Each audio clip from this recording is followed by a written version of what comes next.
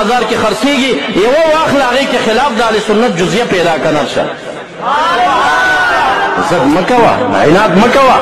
نقطه پیدا که چې یاره د غلام حضرت ملا صاحب دا خبره د اهل سنت د دې کتاب خلاف ده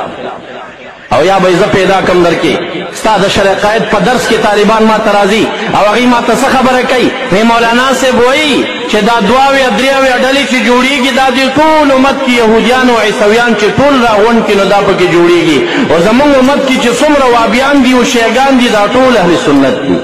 ستا خو دغه عقیده ده راشه زه دې عقیده در وښیم تا نه خو طالبان لا خبر نه دي چې ته څه بلایې